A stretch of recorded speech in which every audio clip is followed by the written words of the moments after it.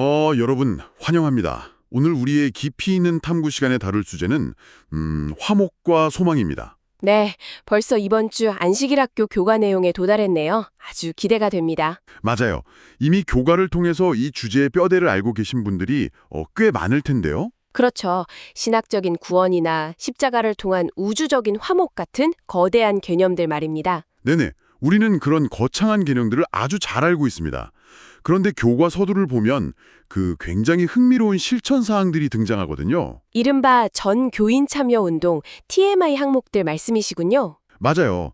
막 새로 이사 온 이웃 환영하기나 유모차를 끄는 엄마 도와주기, 또 마트에서 계산할 물건이 적은 사람에게 순서 양보하기 같은 거요. 일상에서 아주 쉽게 접할 수 있는 작고 구체적인 행동들이죠.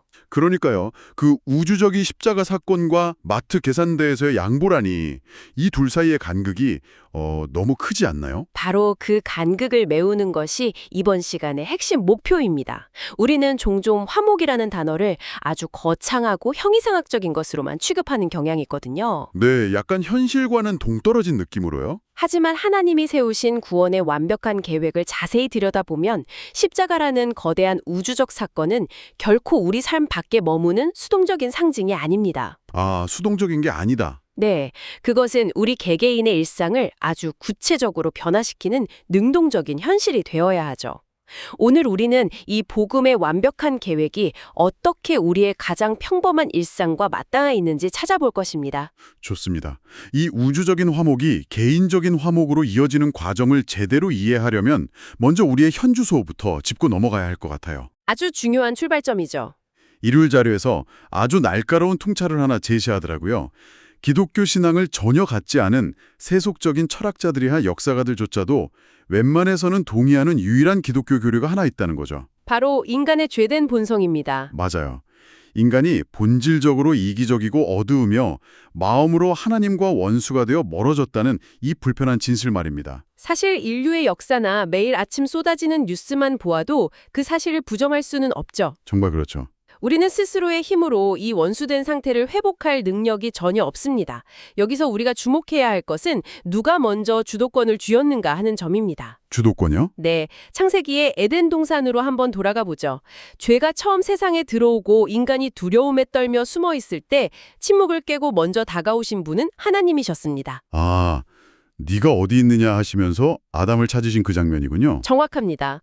인간이 아무지 악하고 멀리 도망쳤다 하더라도 하나님은 십자가라는 유일하고도 완벽한 해결책을 들고 언제나 먼저 화해의 손을 내미십니다. 창조주가 먼저 화해를 시도하신다는 건 기독교 복음이 가진 가장 독특하고 강력한 특징 중 하나인 것 같아요. 그렇습니다. 기독교의 핵심이죠. 교과 자료에서는 이 복음이 21세기의 복잡한 세상 속에서도 놀라울 정도로 단순하고 명쾌하다고 설명합니다.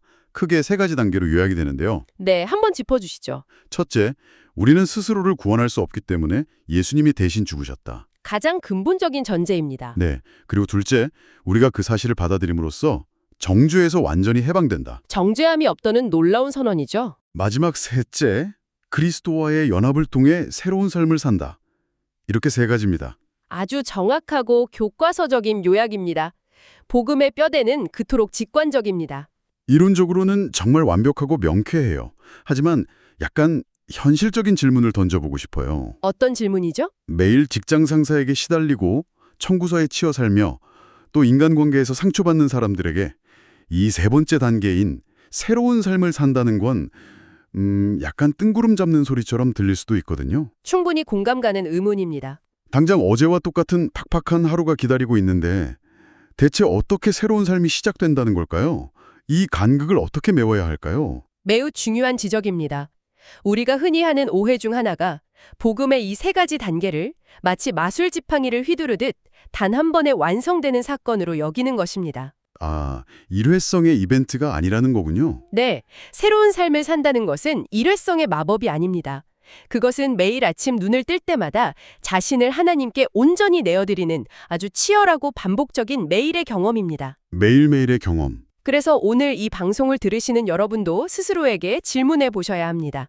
이 명쾌하고 놀라운 복음이 매일 아침 나를 기다리고 있는데 정작 나를 십자가 앞으로 나가지 못하게 막고 있는 방해물은 무엇입니까? 나를 막고 있는 방해물이요? 네, 내 안에 뿌리 깊은 부끄러움입니까? 아니면 당장의 현실이 주는 분주함입니까? 매일 아침 새롭게 선택해야 한다는 그 말씀이 월요일 교과에 나오는 바울의 이야기와 아주 잘 연결되네요.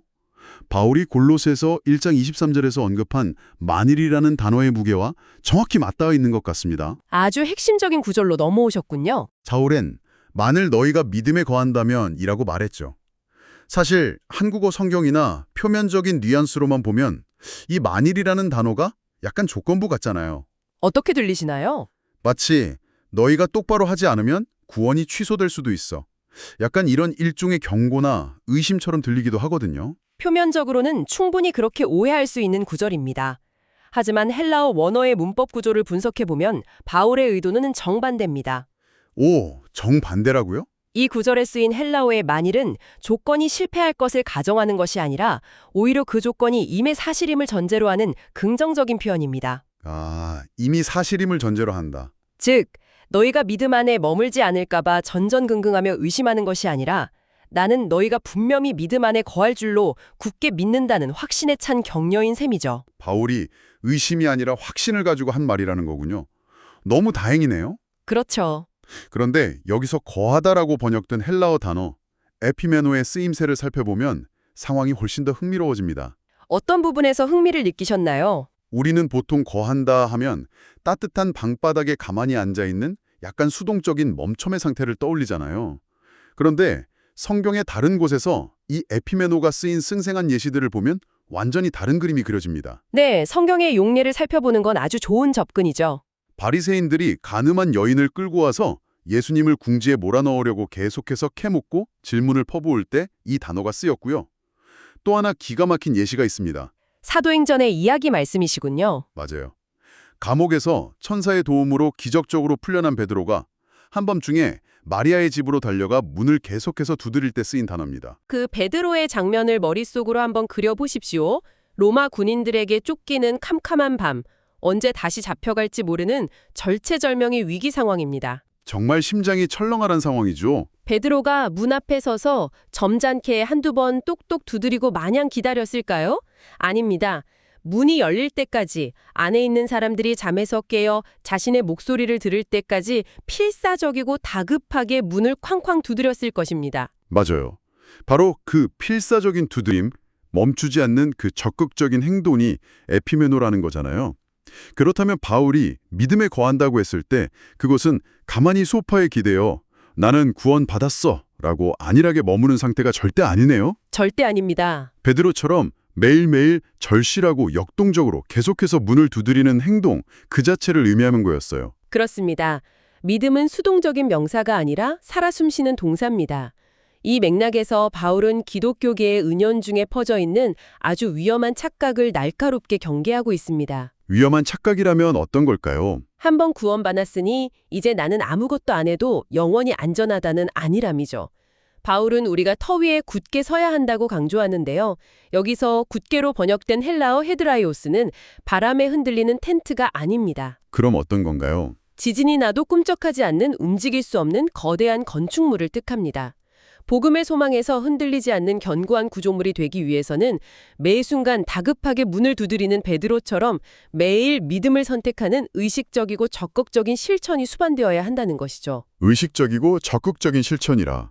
그런데 이렇게 베드로처럼 역동적으로 복음의 문을 두드리며 뛰어다니던 바울에게 어느 날 갑자기 그 문이 철저하게 닫혀버리는 상황이 발생하죠. 화요일 교과로 넘어가는군요. 네, 바로 그의 가택 연금 생활입니다.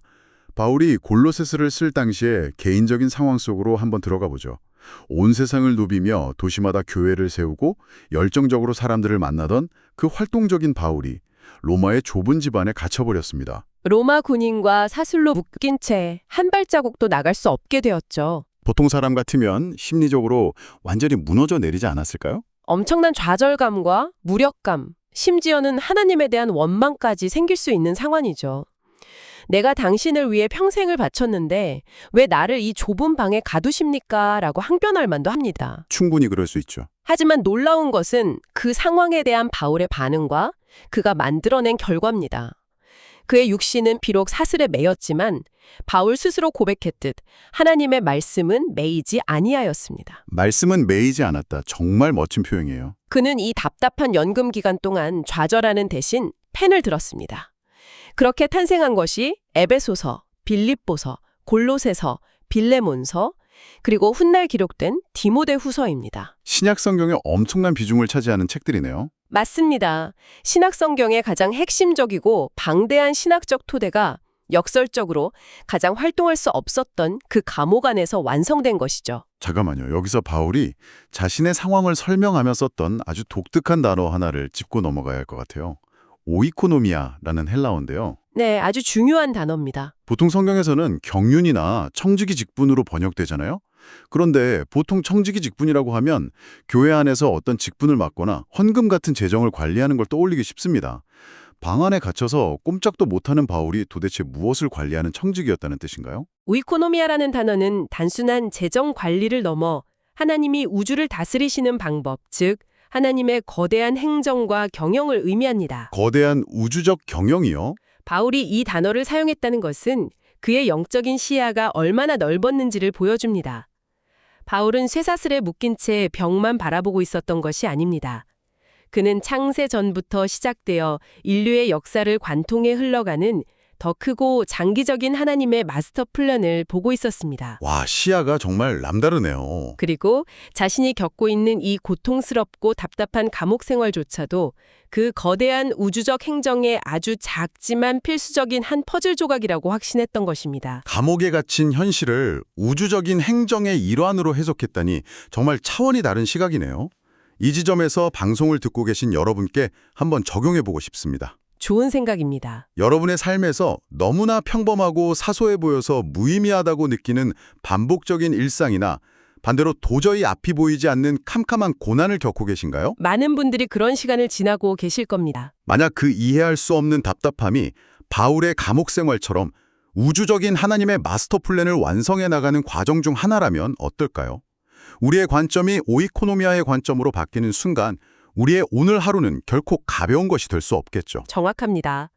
바울이 그 좁은 방 안에서 우주적인 계획을 바라보며 써내려간 편지들 속에는 그 마스터 플랜의 가장 핵심적인 알맹이가 담겨 있습니다. 수요일 교과 내용이군요. 네, 바울은 골로새서에서 무려 2번이나 엄청난 비밀에 대해 언급하는데요. 이것은 영세전부터 오랫동안 감추어져 있었고 베드로전서의 표현을 빌리자면 하늘의 천사들조차도 도대체 무엇인지 궁금해서 들여다보고 싶어 했던 우주 최대의 신비입니다. 천사들조차 수천 년 동안 궁금해했던 비밀이라 이게 대체 무슨 스파이 영화에 나오는 기밀문서 같은 것도 아닐 텐데 그 비밀의 실체가 무엇이길래 그토록 오랫동안 감추어져 있었던 걸까요?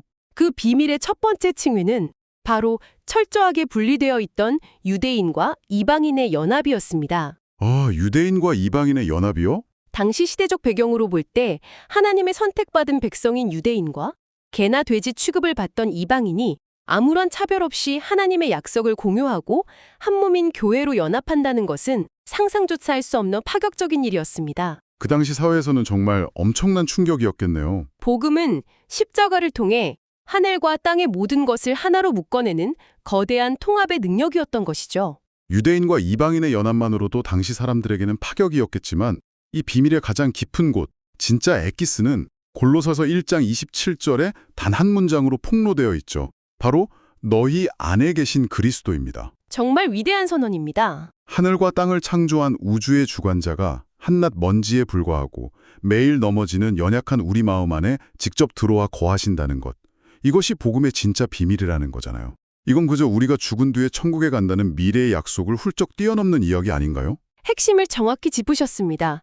많은 그리스도인들이 구원을 그저 사후세계를 위한 보험 증서 정도로 생각합니다. 맞아요. 저도 가끔 그렇게 생각할 때가 있거든요. 하지만 너희 안에 계신 그리스도라는 비밀은 미래에 주어질 천국의 영광을 지금 이 순간 현재의 삶 속에서 미리 맛보고 누리는 경험을 의미합니다. 내세의 능력이 이미 우리 안에 들어와 작동하기 시작했다는 뜻이죠. 내세의 능력이 이미 내 안에 작동하고 있다. 정말 가슴 벅찬 선언입니다. 그렇다면 우리 안에 창조주가 거하신다는 이 엄청난 비밀을 품은 사람들은 앞으로 어떤 방향을 향해 나아가야 할까요? 목요일 교과에서 그 목적지를 분명히 보여줍니다. 여기서 약간 숨이 턱 막히는 단어가 하나 등장하거든요. 골로새서 1장 28절을 보면 바울이 이 모든 복음을 전하는 최종 목표가 각 사람을 그리스도 안에서 완전한 자로 세우려 함이라고 말합니다. 완전함이라는 단어군요. 솔직히 완전함이라는 단어를 들으면 어깨가 확 무거워집니다. 우리가 어떻게 이 땅에서 한 점의 티끌이나 실수도 없는 완벽한 사람이 될 수 있죠? 그 단어가 주는 무게감 때문에 많은 분들이 좌절을 겪곤 하죠. 하지만 여기서 바울이 사용한 텔레오스라는 헬라어는 한 번의 실수도 용납하지 않는 절대적인 무결점의 상태, 즉 완벽주의를 의미하는 것이 아닙니다. 아, 완벽주의가 아니라고요? 네, 오히려 그것은 최종적인 목적지를 향해 자라나는 온전한 영적 성숙의 과정을 뜻합니다. 이해를 돕기 위해 아주 평범한 일상의 비유를 한번 들어볼까요? 아기를 키우는 과정을 생각해보면 좋을 것 같아요. 아주 좋습니다. 갓 태어난 아기가 뒤집기를 시도하다가 쿵 하고 떨어졌다고 해서 부모가 너는 왜 완벽하게 뒤집지를 못하니 하면서 화를 내진 않잖아요. 당연하죠. 오히려 격려하죠. 아기가 첫 걸음마를 떼다가 수십 번을 넘어져도 부모는 박수를 치며 기뻐합니다. 자전거를 처음 배울 때도 마찬가지고요. 수없이 무릎이 까지고 넘어지면서 중심 잡는 법을 배워갑니다. 영적 발달과 성장도 마찬가지가 아닐까요? 아주 훌륭한 비유입니다. 성장하는 것, 그 과정에서 넘어지고 다시 일어서는 것 자체는 지극히 정상적이고 건강한 생명활동의 증거라는 생각이 듭니다. 반대로 아이가 몇 년이 지났는데도 걷지도 넘어지지도 아무런 시도도 하지 않는다면 그것이야말로 정말 심각한 문제겠죠. 바로 그겁니다. 실패하지 않는 것이 텔레이오스, 즉 완전함이 아닙니다. 넘어짐을 두려워하지 않고 영적인 아기에서 성숙한 어른으로 계속해서 자라나는 것. 그것이 바울이 말한 완전함입니다. 그렇군요. 마음이 한결 가벼워집니다. 그래서 바울은 성도들이 바르게 성장할 수 있도록 진리를 가르치고 동시에 거짓 교사들로부터 그들을 보호하기 위해 끊임없이 경고했습니다. 왜 굳이 경고까지 필요했을까요? 그냥 잘 가르치기만 하면 되지 않나요? 진리는 항상 교묘한 공격의 대상이 되기 때문입니다. 거짓 가르침들은 보통 대놓고 진리를 부정하지 않아요. 교묘하게 섞는 거군요. 네, 아주 교묘하게 진리의 인간적인 철학이나 규칙을 덧붙이거나 복음의 핵심적인 은혜를 슬쩍 빼버리죠. 그렇기 때문에 성도들은 영적인 분별력을 잃지 않기 위해 말씀의 터 위에 굳게 서서 뱀처럼 지혜롭고 비둘기처럼 순결하게 자신의 믿음을 지켜내야 합니다. 성장을 향해 나아가는 과정에서 인간편의 치열한 노력과 방어선도 분명히 필요하다는 거군요. 이 지점에서 교과 자료가 인용하고 있는 사도인정의 한 구절이 아주 절묘한 균형을 잡아줍니다. 어떤 구절이죠? 유혹에 맞서 저항하고 완전을 향해 나아가는 노력은 인간이 아주 열렬히 감당해야 할 몫이라고 합니다. 하지만 동시에 그 영적인 싸움에서 승리하기 위해서는 전적으로 하나님의 능력만을 의지해야 한다는 점을 분명히 하고 있죠. 인간의 치열한 의지와 하나님의 무한한 은혜가 맞물려 돌아가는 이 역동성을 하나님과 회개한 죄인 사이의 협력이라고 표현하더라고요. 그렇습니다. 인간의 도덕적인 노력이나 결심 자체만으로는 결코 구원이라는 목표에 도달할 수 없죠. 한계가 명확하니까요. 하지만 그리스도를 마음속에 모신 사람, 즉 그 우주적인 비밀을 소유한 사람은 성령이 주시는 힘을 공급받아 치열하게 죄의 본성과 싸우며 영적인 근육을 키워나갑니다. 이것이 바로 바울이 자신의 삶을 던져 증명해낸 복음의 진정한 능력입니다. 자, 우리가 일요일부터 목요일까지 다뤄진 교과의 깊은 내용들을 쭉 따라와 봤는데요. 흐름을 한번 되짚어 보겠습니다. 좋습니다. 우리가 아무리 멀리 어둠 속으로 도망쳐도 기꺼이 먼저 다가오셔서 화해의 손을 내미시는 하나님의 주도권에서 이 모든 이야기가 시작되었습니다. 은혜의 시작이었죠. 그리고 우리는 그 내미신 손을 한 번 잡고 끝나는 것이 아니라 한밤중에 문을 두드리는 베드로처럼 역동적이고 적극적으로 매일 믿음을 선택해야 함을 깨달았습니다. 에피메노, 계속해서 거하는 삶입니다. 때로는 감옥에 갇힌 바울처럼 도저히 이해할 수 없는 캄캄한 고난을 마주하기도 하지만 그것마저도 하나님의 우주적인 마스터 플랜의 일부임을 실매하는 시각을 배웠죠. 오이코노미아의 시각이죠. 이 거대한 계획의 가장 놀라운 비밀은 우주의 창조주께서 연약한 우리 마음 안에 거하신다는 사실이었고요. 이 비밀을 품은 우리는 자전거를 배우며 수없이 넘어지는 아이처럼 결국 하나님의 능력 안에서 온전한 영적 성장을 향해 멈추지 않고 성장해 나갈 것입니다. 이 모든 방대한 진리의 여정을 단 하나의 핵심으로 꿰뚫어주는 구절이 바로 이번 주 기억절인 고린도후서 5장 21절입니다. 기억절이군요. 하나님이 죄를 알지도 못하신 이를 우리를 대신하여 죄로 삼으신 것은 우리로 하여금 그 안에서 하나님의 의가 되게 하려 하심이라. 여기서 우리는 화목과 소망의 진정한 근거를 발견합니다. 진짜 근거. 십자가는 단순히 한 의로운 선지자의 비극적인 희생이 아닙니다. 그것은 우주 역사상 가장 위대하고 완벽한 교환입니다. 죄라고는 그림자조차 알지 못하셨던 그분께서 우리가 지은 모든 더럽고 추악한 죄를 온 몸으로 뒤집어 쓰셨습니다. 너무나 일방적인 교환이네요. 그 대가로 우리는 흠없고 완벽한 하나님의 의라는 눈부신 옷을 공짜로 입게 된 것이죠. 이 압도적인 은혜야말로 거짓 가르침이나 삶의 고난 속에서도 우리가 흔들리지 않고 굳게 서야 할 유일한 소망입니다. 십자가에서의 완벽한 교환. 정말 가슴이 벅차오르는 진리입니다. 여러분, 오늘 이 깊이 있는 탐구를 마무리하면서 여러분의 남은 한 주를 완전히 뒤흔들어 놓을 질문 하나를 마지막으로 던지고 싶습니다. 어떤 질문일지 기대가 되네요. 우리는 오늘 하나님께서 하늘과 땅의 모든 것을 그리스도 안에서 통일하시려는 우주적인 화목의 마스터 플랜에 대해 깊이 나누었습니다. 그 거대한 계획을 위해 바울은 감옥에서도 펜을 들었죠. 자, 그렇다면 우리의 일상은 어떨까요? 우리의 일상?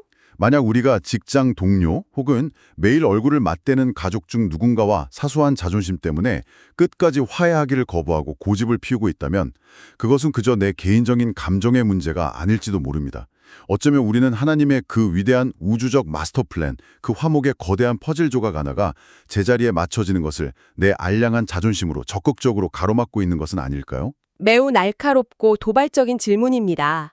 우리 안에 우주의 창조주를 비밀로 모시고 산다는 것은 곧 그분이 하시는 화목의 사역에 우리가 동참해야 함을 의미하죠.